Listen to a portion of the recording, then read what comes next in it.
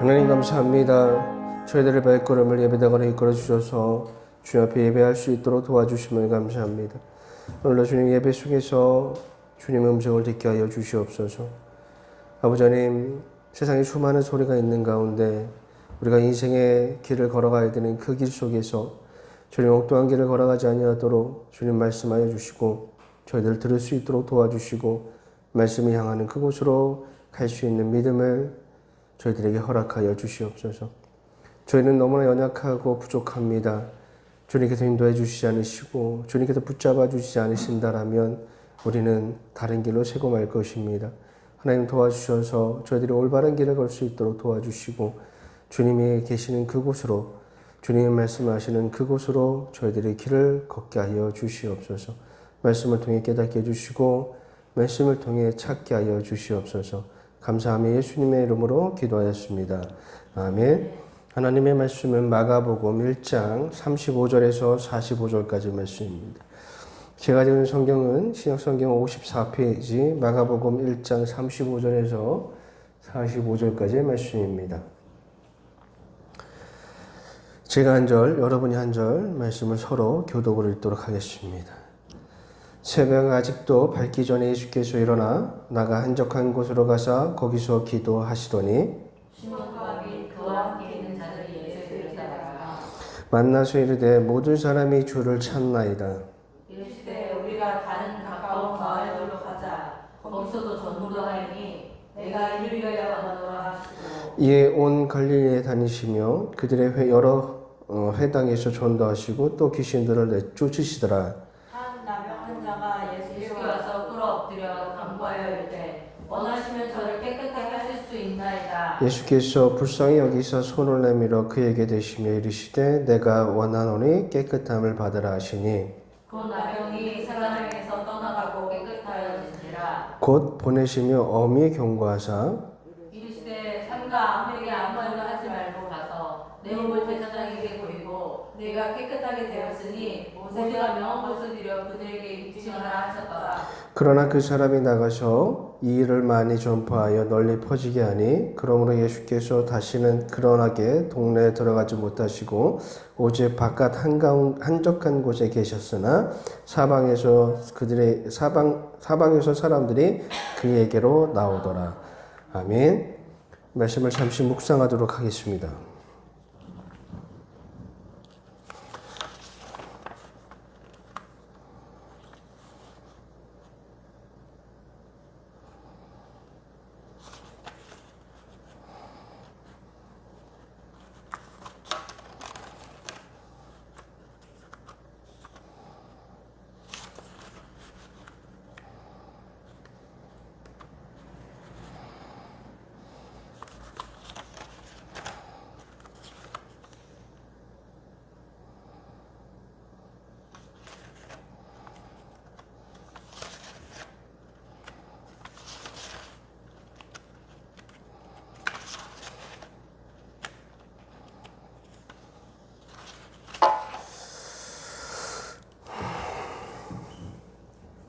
자, 앞을 보시고 우리 함께 오늘 읽은 말씀에 대한 말씀을 생각해 보도록 하겠습니다.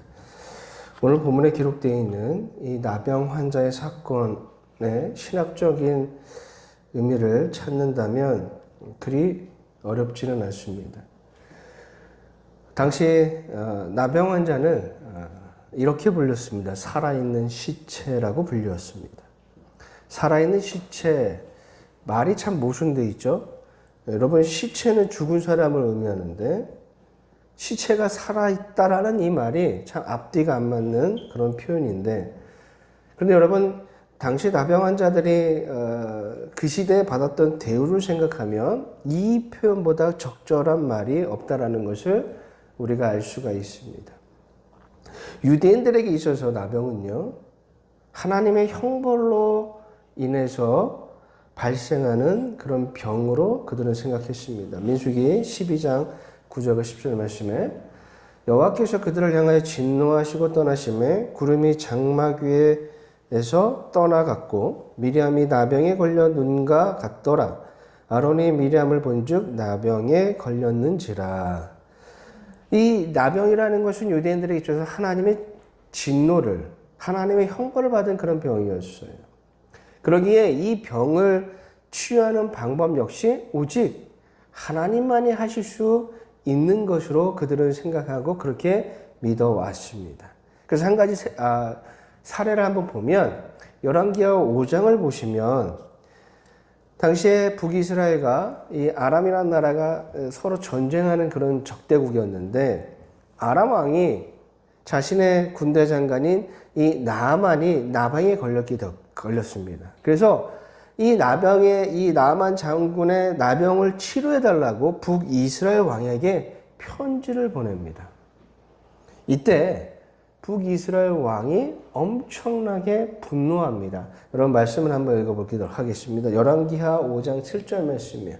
한번 읽어보도록 하겠습니다. 시작. 이스라엘 왕이 글을 읽고 자기 옷을 찢으며 이르되 내가 사람을 죽이고 살리는 하나님이냐 또 어찌하여 사람을 내게 오내 그의 나병을 고치라 하느냐. 너희는 깊이 생각하고 저 왕이 틈을 타서 나와 더불어 시비하려 함인 줄 알라 하니라. 자, 이 북이스라엘 왕이 지금 뭐라고 얘기하냐면 나병을 치료한 일은 꼭 죽은 사람을 다시 살리는 것처럼 어려운 일이고 이와 같은 일은 오직 하나님만이 하실 수 있는데 자, 나에게 나병을 치료해달라고 부탁을 하니 이건 우리나라를 침공하기 위한 명분에 불과하다라고 생각해서 매우 분노하는 장면이 기록되어 있습니다. 이처럼 나병이라는 것은 하나님의 형벌이 없고 하나님만이 치료할 수 있는 그런 병이라고 유대인들은 생각했습니다. 나병에 걸리면 우선 성 바깥으로 나가야 됩니다. 자신이 거주했던 곳에 더 이상 거주할 수가 없어요. 그리고 그 병이 치유되기 전까지는 절대로 다시 돌아올 수가 없었습니다. 나병은 부정한 병이었기 때문에 이 환자가 만지는 모든 것들은 다 부정하게 돼요. 그릇을 만지면 그릇이 부정이 되고 사람을 만지면 사람도 부정하게 되는 거예요. 그래서 이 나병에 걸리면 이 사람은 가족을 포함한 어떤 사람과도 어울릴 수가 없었고 지역사회 그 어떤 모임에도 참여할 수 없었고 당연히 직업도 가질 수가 없었습니다.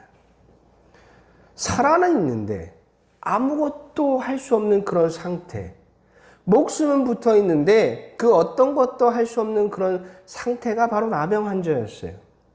그러니 이 나병 환자에 대해서 살아있는 시체라고 표현한 학자들의 표현이 이보다 더 적절한 말은 저는 없을 거라고 생각이 듭니다.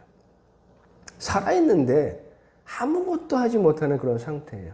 그냥 성 바깥으로 나가서 사람들을 보이지 않는 곳에서 그냥 살아만 했어요. 그래서 그들이 기대하는 건 딱 두 가지밖에 없어요. 치유가 되거나 그냥 죽거나. 그 외에는 이 사람들이 할 수 있는 것이 아무것도 없어요. 그래서 가족들이 이제 가끔 주는 음식이라든지 그래도 살아야 되니까 멀리 떨어져서 주어주는 그 음식을 먹으면서 그냥 연명하게, 그냥 삶을 오늘도 그냥 연명하게 할 수밖에 없는 그런 사람들이 나병 환자였어요. 그들의 삶을 우리가 살아보지 않았기 때문에 그들의 고통이 얼마나 힘들었는지는 알 수 없겠지만 지금까지 살펴본 나병 환자의 상황을 보면 정말 비참했다는 것을 우리가 알 수 있습니다. 그런데 성경은 왜 나병 환자에 대한 이야기가 참 많을까 생각해 보면 죄가 이러하다는 거예요. 죄의 노예가 된 인간의 상태가, 인간의 모습이 바로 이러하다라고 성경은 우리에게 말씀해 주고 있는 겁니다. 죄의 노예에 있는 상태, 죄 아래에 있는 인간의 삶은 어떤 선한 열매도 맺을 수 없다라는 것을 성경은 계속해서 강조하고 있습니다. 로마서 7장 18절과 19절 말씀입니다. 우리 한번 읽어보도록 하겠습니다. 시작. 내 손 내 육신에 선한 것이 거하지 아니한 줄 아노니 원하는 내게 있으나 선을 행하는 것이 없노라. 내가 원하는 바 선을 행하지 아니하고 도리어 원하지 아니하는 악을 행하는 도다. 사도 바울의 고백인데요. 죄의 노예가 된 인간의 상태를 가장 적절하게 표현하고 있는 말씀이라고 저는 생각을 합니다. 죄의 노예가 되어버린 인간의 상태는요, 그 마음에는 선한 걸 추구할 수는 있어요. 하지만 선한 열매를 맺지 못하는, 다시 말해서 나병 환자처럼 병으로 인해서 자신이 바라던 모든 것들을 할 수 없는 그런 상태가 되어버린 것이 죄인의 모습이라는 거예요. 인간은 죄의 노예로 태어나서 죄의 노예인 상태로 계속 살아갈 수밖에 없습니다. 세상 사람들이 기독교를 부정적으로 생각하는 이유, 그리고 기독교를 받아들일 수 없는 이유 중 하나를 죄인 때문이라고 얘기를 합니다. 어떤 이가 이런 말을 했어요. 기독교는 내가 태어날 때부터 죄인이래. 난 이걸 인정할 수가 없어. 왜 내가 죄인이야? 라고 얘기를 합니다. 죄인이란 말을 인정할 수도 받아들일 수 없다라고 얘기를 합니다. 그런데 여러분, 우리가 한번 잘 생각해 봅시다. 그리고 성경에서 말씀하고 있는 죄인의 모습들을 한번 우리가 잘 생각해 보면, 성경에서 말씀하고 있는 죄인은 단순히 어떤 법을 어긴 사람이 죄인이라고 말씀하지 않아요. 법을 어기는 건 선상일 뿐, 진짜 죄는 그 사람 안에 있잖아요. 로마서 1장 29절부터 31절까지의 말씀을 통해서 사도 바울은 인간의 죄가 왜 우리가 죄의 아래에 있는지, 인간의 죄가 무엇인지를 적절하게 표현하고 있는데, 제가 이해하기 쉽도록 쉬운 성경의 번역본으로 말씀을 읽어드리도록 하겠습니다. 이게 죄인의 특징이에요. 그들은 온갖 불의와 악행과 탐욕과 악독으로 가득 찬 사람들입니다. 또한 시기와 살인과 다툼과 속임과 저기로 가득 차 있으며 남에 대해서 말하기를 좋아하고 남들을 비방하고 하나님을 미워하며 거만하고 건방지며 뽐내기를 잘합니다. 그들은 악한 일을 계획하고 부모님께 순종하지 않습니다. 그들은 양심이 없으며 약속을 지키지 않으며 친절하지 않고 동정심도 없습니다. 죄의 노예가 된 인간의 모습이 바로 이러하다는 거예요. 여러분, 우리가 우리의 인생에서 허물을 경험하고 공허를 경험하고 열등을 경험하고 좌절과 시기와 질투와 탐욕과 이 교만들을 경험하게 되는 이유는 바로 죄 때문인 거예요. 죄의 노예 상태에 있는 이런 모습에서 우리는 우리 스스로의 힘으로 벗어날 수가 없습니다. 우리 의지로는 이런 모습에서 벗어날 수가 없어요. 어느 정도는 우리가 절제를 할 수 있지만 이길 수는 없어요. 어제는 내가 절제를 잘했어요. 어제는 시기하지 않은 것 같아요. 내가 어제는 질투하지 않았어요. 그러나 오늘은 어제의 승리가 무색하게도 너무나 쉽게 무너지는 것이 우리 인간의 모습이라는 거예요. 시기하고 싶지 않은데 나도 모르게 내 안에서 시기의 마음이 막 발생을 하고, 욕심을 부리고 싶지 않으나 욕심이 나를 힘들게 하고, 공허의 마음이 나를 찾아와서 나를 힘들게 하고, 질투의 마음으로 자책하는 것이 죄된 인간의 모습이라는 거예요. 만족하지 못하고 끊임없이 무언가를 갈구하고 무언가로 자꾸 채우려고 하는 그 이유가 바로 죄 때문이에요. 내가 왜 죄이냐? 라고 부정할 수는 있지만, 우리 실상의 우리의 삶을 보면 죄에서 자유할 수 있는 사람은 아무도 없다라는 거예요. 그런데 구원이 우리를 달라지게 만든다는 것입니다. 구원이 저와 여러분을 변화시켜 줍니다. 빌립보서 4장 11절부터 13절까지의 말씀입니다. 우리 한번 읽어보도록 하겠습니다. 시작. 어떠한 형통이든지 나는 자족하기를 배웠노니 나는 비천에 처할 줄도 알고 풍부에 처할 줄 알아. 모든 일 곧 배부름과 배고픔과 풍부와 궁핍에도 처할 줄 아는 일체의 비결을 배웠노라. 내게 능력 주시는 자 안에서 내가 모든 것을 할 수 있느니라. 아멘. 저는요, 제가 참 이 말씀을 좋아해서 설교 시간에도 늘 말씀하지만, 저는 구원을 얻은 하나님의 자녀의 상태를 가장 적절하게 표현하고 있는 말씀이 바로 이 빌립보서 4장 말씀이라고 저는 생각합니다. 시기와 질투, 탐욕과 욕심, 교만과 허영, 공허와 그 허무함에서 벗어날 수 없었던 우리가 예수 그리스도를 통해서 구원을 얻으면 위와 같은 사람이 되는 거예요. 상황과 상관없이 자족할 수 있는 인생을 살아가게 되는 것이 구원받은 자에게 주어지는 축복인 거예요. 나는 할 수는 없겠지만 주님이 나로 하여금 그러한 인생을 살 수 있도록 만들어주는 것이 은혜인 것입니다. 그것이 바로 구원의 은혜예요. 죄로 인하여 우리는 끊임없이 무언가를 갈구하고 목마른 상태였는데 구원이 나를 목마르지 않고 자족할 수 있는 사람으로 변화시켜주는 것, 이것이 바로 구원의 은혜인 것입니다. 사람들은 자신이 죄임을 부정하고 싶어 합니다. 왜 내가 죄인인가? 내가 무슨 죄를 그렇게 저질러서 죄인인가? 라고 죄임을 부정하고 싶어 하나? 실제로는 그들의 삶 속에서 시기와 허무와 이런 것들에서 자유할 수 있는 사람이 누가 있겠습니까? 아무도 없잖아요. 그래서 선한 것을 추구하나 선한 것을 이루지 못하는 상태인 죄인의 삶을 계속해서 살아갈 수밖에 없는 거예요. 우리가 서두에 살펴봤던 나병 환자의 모습이 이와 같은 겁니다. 병으로 인해서 아무것도 할 수 없는 그런 상태에 이르는 것. 죄로 인해서 선한 것, 어떤 것도 열매 맺지 못하는 상태. 그런데 이 사람이, 이 나병 환자가 오늘 예수님을 만나 치유함을 얻게 됩니다. 41절과 42절 말씀을 함께 읽어보도록 하겠습니다. 시작! 예수께서 불쌍히 여기사 손을 내밀어 그에게 대시되 내가 원하노니 깨끗함을 받으라 하시니 곧 나병이 그 사람에게서 떠나가고 깨끗하여 진지라. 아멘. 나병의 속박으로 어떤 것도 할 수 없었던 그 사람이 예수님을 만나서 치유함을 받아 이제 그 모든 속박으로부터 자유하게 되었어요. 이 사람은 이제는요, 어떻게 해요? 치유받았기 때문에 가족도 만날 수 있고, 친구도 만날 수 있고, 모임에도 참석할 수 있고, 직업도 가질 수가 있게 된 것입니다. 예수님을 통해서 나병의 속박으로부터 벗어나게 된 것이죠.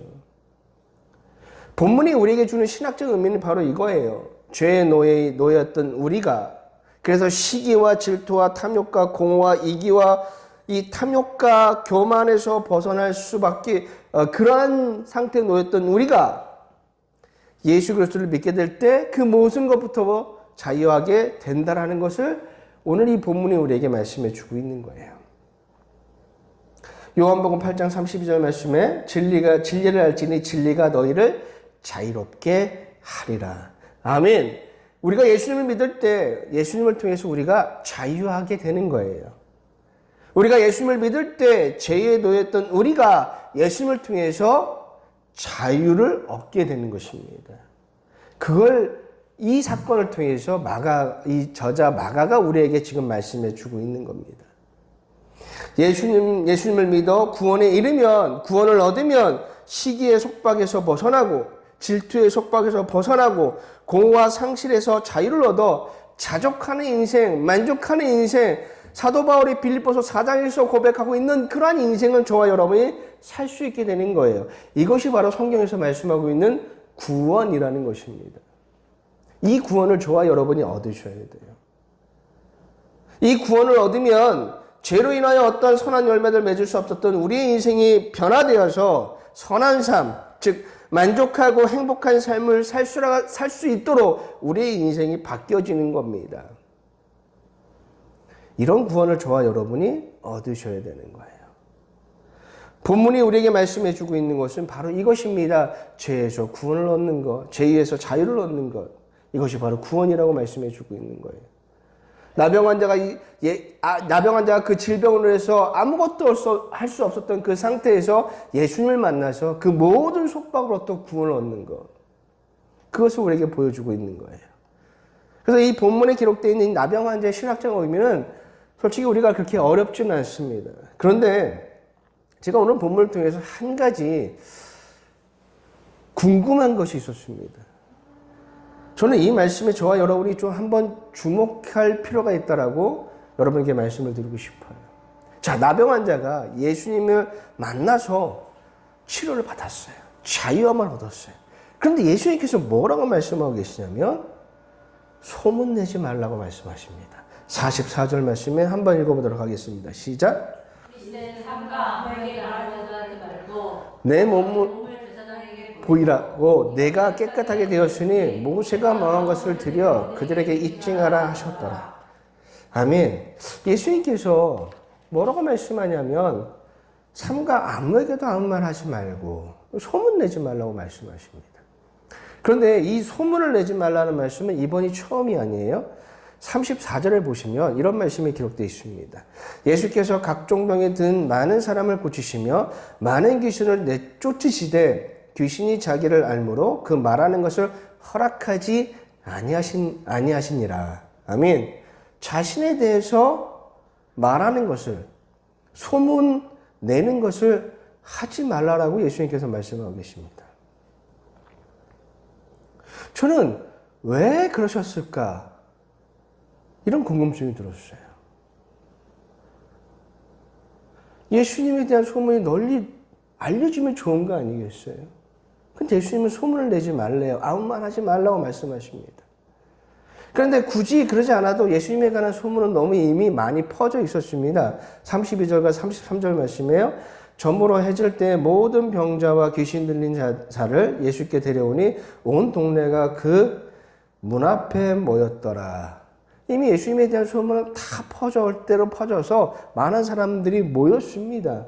그런데 굳이 소문을 내지 말라고 말씀하신 그 이유가 도대체 뭘까? 우리가 한번 생각해 볼 필요가 있겠죠. 왜 그러셨을까요? 왜 아무 말 하지 말라고 하셨을까요? 나병 환자가 지금 얼마나 기쁘겠습니까? 내가 이 질병으로 해서 아무것도 할 수 없었는데 정말 기적적인 일이 나에게 벌어졌잖아요. 얼마나 기분이 좋겠어요. 이 이야기, 내가 받은 이 은혜의 축복의 이야기를 얼마나 하고 싶겠습니까? 그런데 예수님께서 하지 말라고 하셨어요. 왜 그러셨을까? 여러분, 예수님께서 이 땅에 오신 이유가 무엇입니까? 예수님께서 이 땅에 오신 이유는 병자나 귀신 들린 자를 고쳐주시기 위해서 이 땅에 오신 것이 아닙니다. 다만 그들이 병으로 인하여 고통당하는 것을 지나칠 수 없기에 고쳐주신 것이지 그분의 사명은 병자를 고쳐주는 것이 아니라는 거예요. 오늘 본문에도 그렇게 나오잖아요. 나병 환자가 불쌍해서 그가 받는 고통들을 너무나 잘 알기에 그냥 지나칠 수 없어서 고쳐주신 거예요. 예수님은요, 우리의 근본적인 문제, 죄의 문제를 해결해 주시기 위해서 이 땅에 오셨습니다. 자신을 희생하여 저와 여러분을 죄에서 구원하시기 위해서 이 땅에 오셨습니다. 저와 여러분의 죄를 대신하여 죽기 위하여 이 땅에 오신 겁니다. 자신의 죽음으로 저와 여러분의 죄의 값을 갚으시기 위해서 이 땅에 오신 겁니다. 예수님이 이 땅에 오신 이유, 십자가 달리신 이유는 바로 거기에 있어요. 그런데 인간들의 관심은 거기에 있지 않습니다. 사람들의 관심은요, 그런 거에 있지 않아요. 내 죄의 문제, 그런 거 중요치 않아요. 인간의 관심은 뭐에 있냐면, 지금 당장 내 앞에, 눈앞에 있는 문제에만 초점이 맞춰져 있다라는 거예요. 당장 내가 아픈 것만 신경 쓰고, 내가 먹지 못하는 것만 신경 쓰고, 내가 원하는 것을 가지는 거에만 신경 쓰는 것, 집중되어 있는 것이 바로 인간의 모습입니다. 그래서 예수님이 보이시는 그 기적이 이 사람들은 열광했던 거예요. 저분이야말로 나의 문제를 해결할 분이구나. 자신들에게 벌어지는 이 모든 문제가 죄로부터 발생했다는 걸 생각하지 않고 지금 당장 내 배고픔의 문제를 해결해주고 지금 당장 내 질병의 문제를 해결해주고 지금 당장 내가 앞으로 갖고 싶은 이 소원 성취를 이루어주는 그분을 바라보고 그분에게 그것만을 바라보며 그분께 열광했다라는 거예요. 여러분, 이런 모습은 제자들도 마찬가지입니다. 제자들은요, 예수님께서 펼치시는 그 기적들, 놀라운 일들 등에서 열광을 했어요. 예수님이 가지신 그 능력만 있으면 자신들이 꿈꾸고 바라던 이 이스라엘의 독립을 이룰 수 있을 거라고 생각했어요. 그러니까 사람들이 많이 모이면 모일수록 막 이 제자들의 마음속에 막 부푼 꿈들이 막 솟아났죠. 그래서 오늘 본문 말씀을 보면 예수님이 사람들을 피해서 조용히 산에 가셔서 따로 기도하신 예수님을 제자들이 어떻게 하냐면 찾아 나서죠. 그리고 빨리 예수님의 그 능력을 사람들에게 보이기를 은근히 바라고 있습니다. 35절에서 37절까지의 말씀입니다. 우리 한번 함께 읽어보도록 하겠습니다. 시작. 새벽 아직도 밝기 전에 예수께서 일어나 한적한 곳으로 가사 거기서 기도하시더니 시몬과 피리토와 함께 있는 자들이 예수의 뒤를 따라가 만나서 이르되 모든 사람이 주를 찾나이다. 막 사람들이 보니까 막 미치겠죠. 이분을 통해서 이 나라를, 이 백성들을 하나로 묶어서 로마로부터 독립을 이뤄내고 새로운 왕국을 건설하면 얼마나 좋을까. 사람들이 예수님의 능력에 열광할수록 예수님께서 하실 진짜 사역은 묻힐 수밖에 없습니다. 예수님이 왜 이 땅에 오셨어요? 죄의 문제 때문인데. 죄의 문제는 그냥 묻혀버리고 예수님이 펼치시는 그 능력, 그 기적, 그 힘에만 사람들이 열광하고 있다는 거예요. 그리고 이러한 우려는 현실로 나타나고 말았죠. 예수님을 왜곡하는 사람들이 나타나기 시작합니다. 마태복음 9장 34절 말씀에 바리새인들이 이르되 그가 귀신의 왕을 의지하여 귀신을 쫓아낸다 하더라. 예수님의 선의를 왜곡하는 자들이 나타나기 시작했습니다. 또한 오병이의 기적을 통해서 백성들은 예수님을 왕으로 세우려고 했어요.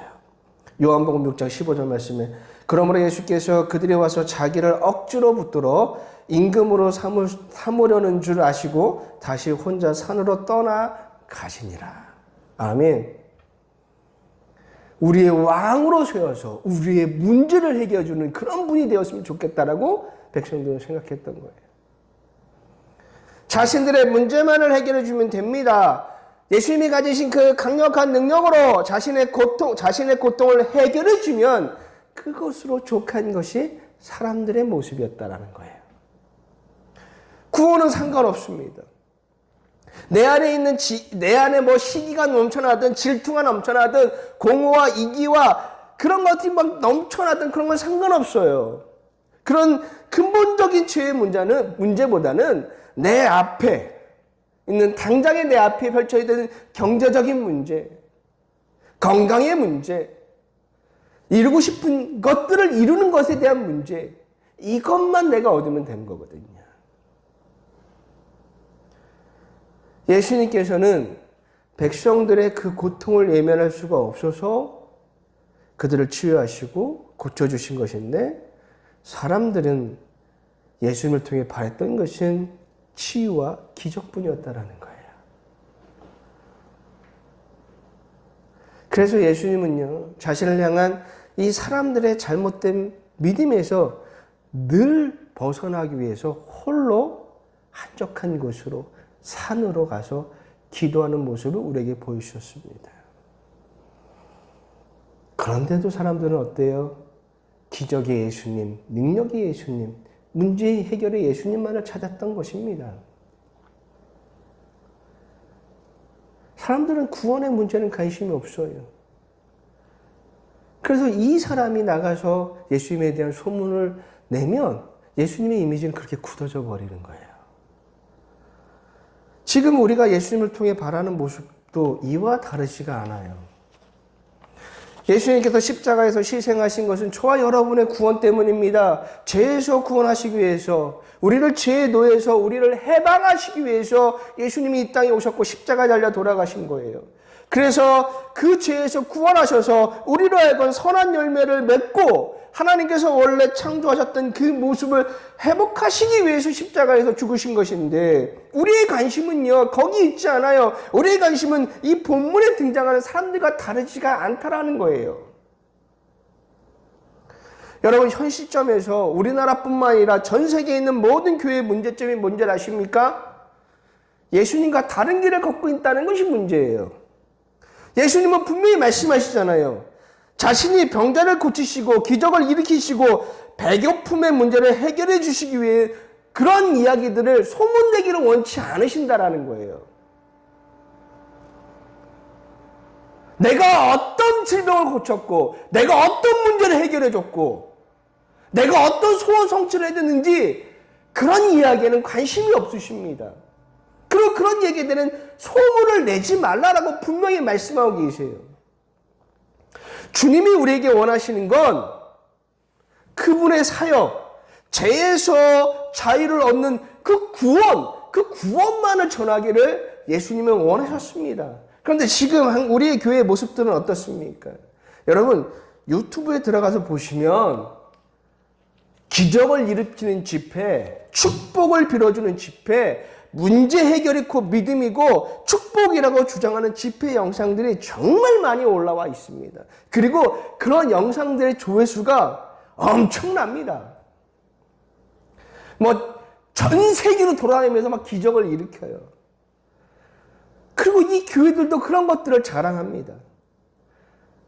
그런데 오늘 예수님께서 분명히 말씀하시잖아요. 소문내지 말라라고. 그런데 예수님의 말씀과는 반대로 우리는 치유를 자랑하고 문제 해결을 자랑하고 소원 성취를 그렇게 막 내세우고 있잖아요. 이건 뭔가가 잘못되어 있지 않겠습니까? 오늘 예수님께서 하신 말씀과 우리는 정반대의 길을 걸어가고 있는 거예요. 예수님과 반대되는 길을 걸어간다는 것은 그건 신앙이 아니고 복음이 아니고 그 끝에서 얻을 수 있는 것은 구원이 아니라 실패뿐이라는 것입니다. 내가 예수님을 잘 믿었더니 이런 경제적인 이득을 얻었다. 내가 예수님을 잘 믿고 헌신했더니 나의 문제가 해결받았다. 내가 예수님께 간절히 기도했더니 나의 건강의 문제를 해결받았다. 내가 예수님을 믿었더니 나의 소원이 이루어졌다. 이런 고백, 이런 간증, 예수님이 정말 원하시는 걸까요? 예수님께서 말씀하시잖아요. 이르되 삼가 아무에게도 아무 말도 하지 말고 가서 내 몸을 제사장에 보이고 내가 깨끗하게 되었으니 모세가 명한 것을 드려 그들에게 입증하라 하셨더라.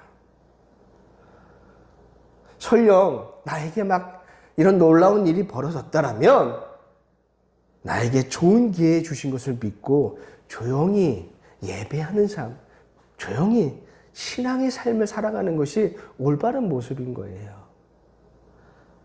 그런 일을 자랑하지 말고 구원이 무엇인지, 구원을 통해 나의 삶이 어떻게 변화되었는지, 그 구원을 통해서 나의 삶에서 하나님이 하시고자 하는 일에 집중하셔야 되는 거예요. 그런데 우리는 엉뚱한 거 자랑하지 마. 엉뚱한 것들 막 자랑하잖아요. 기독교 서점에 가보십시오. 예수님이 하지 말라는 것들을 엉뚱하게 자랑하는 책들이 얼마나 많이 있습니까? 하지 말라고 하시는데 우리는 그것을 믿음이라고 자랑하고 있어요. 45절 말씀이 우리 한번 읽어보도록 하겠습니다. 시작. 그러나 그 사람이 나가서 이 일을 많이 전파하여 널리 퍼지게 하니 그러므로 예수께서 다시는 그러나 문에 들어가지 못하시고 오직 바깥 한갓에서 계셨으나 사방에서 사람들이 그에게 나오고. 아멘. 그랬더니 예수님이 그렇게 소문이 나더니 그 동네에 들어가지 못하게 되었습니다. 나병 환자의 불순종에 의해서 그 동네 사람들이 예수님을 만날 기회를, 우리의 잘못된 자랑이 사람들로 하여금 예수님에 대한 잘못된 시선, 왜곡된 시선을 갖게 만듭니다. 왜 세상 사람들이 교회를 비난합니까? 예수님이 잘못되었기 때문에, 하나님이 잘못되었기 때문에, 죄인이란 교회 때문에 아니에요. 그들이 죄인임을 부정하고 있지만 실상은 자기 마음도 알아요. 내 마음이 얼마나 이기적인지, 얼마나 공허한지, 교만한지 다 알아요. 그런데 왜 그런 교회에 대한 잘못된 인식을 가지고 있습니까? 우리의 잘못된 자랑들 때문이에요. 그런데도 우리는 여전히 주님이 하지 말라는 이 일들에 집중을 하고 있다는 것이 문제입니다. 예전에 제가 전도사로 사역했을 때 교회 찬양단을 만들어서 매 주일 저녁마다 찬양 집회를 했었어요. 그리고 막 찬양단에 이끌고 여러 집회도 가보고 직접 집회를 인도해 보기도 했습니다. 그때가 한창 어떤 때였냐면 2000년대 중반쯤이었는데 그때가 한국교회가 한국 부흥의 100주년이 되는 그런 때였습니다. 1907년도에 평양에서 대분동이 일어나서 한참 막 한국교회가 막 다시금 부흥의 불길을 막 어떻게든지 막 끌어올리려고 엉뚱한 노력을 할 때 그런 시대였어요. 그래서 막 일주일에 막 한두 번씩 막 저희들이 막 집회를 찾아다니면서 저희들이 막 집회를 참가해서 막 예배를 드렸는데 집회에 갈 때마다 평양 대분동에 대한 이야기를 하고 다시금 이 땅에 부흥의 불길을 허락해달라고 그렇게 간절히 기도했었습니다. 그때가 2006년, 2007년 막 이럴 때였거든요. 그렇게 부흥을 위해 간절히 기도했음에도 불구하고 교회는 그때보다 지금이 더 쇠퇴하고 있습니다. 왜 그럴까요? 그 이유는 제가 지금까지 여러분에게 말씀을 드렸던 그 이유 때문이에요. 당시 저도 마찬가지였습니다. 저도 이러한 엉뚱한 신앙을 가졌거든요. 잘못된 신앙. 문제 해결이 은혜이고 기적이 축복이고 소원 성취가 좋은 믿음의 결과인 것처럼 가르치고 생각하고 믿어왔던 때가 저도 그때 당시에 저의 모습이었어요. 사람들이 막 집회에 가면 부흥에 대한 이유를 막 간절히 기도시킵니다. 그러면서 그 집회에 선포되는 건 많은 말씀들이 뭐냐면 병 고침, 예수 잘 믿으면 어떤 일이 벌어진다, 소원 성취, 문제 해결, 여기 초점이 맞춰 있어요. 너희들이 간절히 바라는 거 있어? 그러면 믿고 간절히 기도해. 차가 필요해. 지나가는 차를 먹어. 그러면 그렇게 믿어. 그러면 차를 주실 거야. 이런 얘기만 가득했거든요. 예수님과 다른 길을 걸으면서 부흥을 바라고 간절히 기도하는 어리석은 일들이 가득했다라는 거예요. 여러분 현재 기적을 찾아 이곳에 오셨다면, 문제 해결을 위해 오셨다면, 소원 성취를 위해 오셨다라면 여러분의 그 걸음은 헛된 걸음이 되고 말 것입니다. 여러분, 우리가 신앙을 통해서 찾고 얻어야 되는 건 구원이고 구원을 찾고 구원을 얻어야 되는 거예요. 예수님이 그것 때문에 오셨어요. 예수님께서 이 땅에 오신 이유는 저와 여러분을 죄에서 구원하시기 위해서 이 땅에 오셨습니다. 우리를 죄에서 구원하시기 위해서 십자가에서 죽으신 거예요. 그분께서 그런 수모와 고초를 당하시고 고통과 아픔을 담당하신 그 이유는 저와 여러분을 죄에서 해방시켜 주시기 위해서 그렇게 하신 겁니다. 자신을 버리시고 자신을 희생하시면서까지 이루시려고 하셨던 것은 우리를 죄에서 구원하시기 위한 목적이었다는 거예요. 우리가 이런 걸 자랑해야죠. 그런데 만약 여러분의 목사가, 여러분의 전도사가 또 주변에 있는 신앙이 있다고 말하는 사람들이 구원을 말하지 않고 엉뚱한 것들을 말하고 엉뚱한 걸 자랑하고 선포하고 있다라면 여러분 그 자리를 빨리 피하셔야 돼요. 그 자리를 통해서 여러분들이 발견할 수 있는 건 예수님이 아니에요. 구원의 은혜가 아닙니다.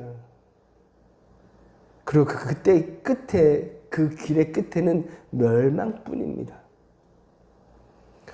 여러분 구원의 예수님을 만나시길 바랍니다. 그리고 그 구원을 자랑하셔야 돼요. 어느 목사님께서 자신의 회심에 대한 간증을 하셨어요. 제가 간증을 좋아하지 않지만 이런 간증을 자주 들을 필요 있어요. 이분이 자신은 태어날 때부터 불교 집안에서 태어난 불자였다는 거예요. 그렇게 불자로 살다가 중학교 시절에 친구의 전도를 받아서 친구의 교회를 갔는데 실망을 하고 돌아왔다는 거예요. 왜요? 목사님의 말씀을 들어봤는데 불교와 전혀 다를 바가 없다는 거예요.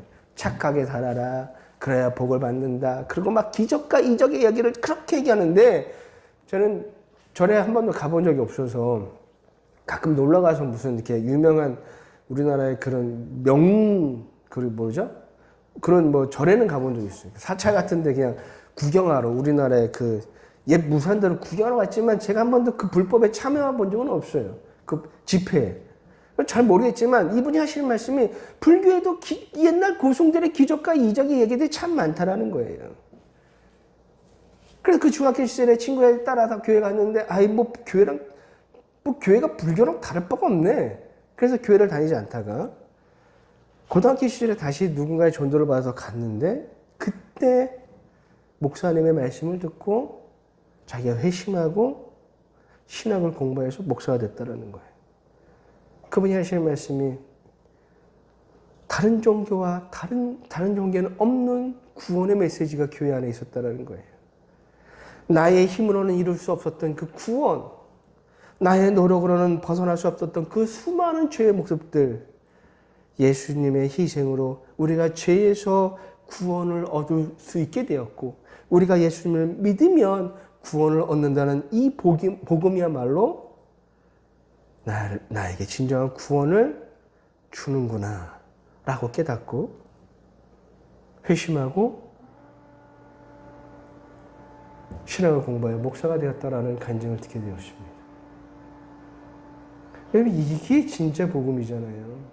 자신을 위해 목숨을 버리신 예수님, 나를 구원하시기 위해서 하나님이신 예수님께서 이 땅에 오셔서 십자가에서 희생하셨다는 이 복음만이 저와 여러분을 구원으로 인도하는 것입니다. 구원을 얻기 위해서 무언가 선한 행동을 하지 않아도 됩니다. 구원을 얻기 전에는 선한 행동을 할 수도 우리는 없습니다. 선한 행동으로 많은 덕을 쌓아서 구원을 얻는 것이 아니에요. 우리의 구원은 오직 예수님을 믿을 때 구원을 얻을 수가 있는 거예요. 여러분, 우리가 자랑해야 될 건 구원뿐입니다. 예수님을 믿는 믿음으로 구원을 얻어서 구원을 자랑하는 저와 여러분의 삶이 되기를 주님의 이름으로 간절히 부탁드립니다. 엉뚱한 걸 자랑하지 마세요. 내가 기도했더니 이런 일이 생기더라. 내가 기도했더니 문제가 해결되더라. 병이 낫더라. 자녀가 잘 되더라.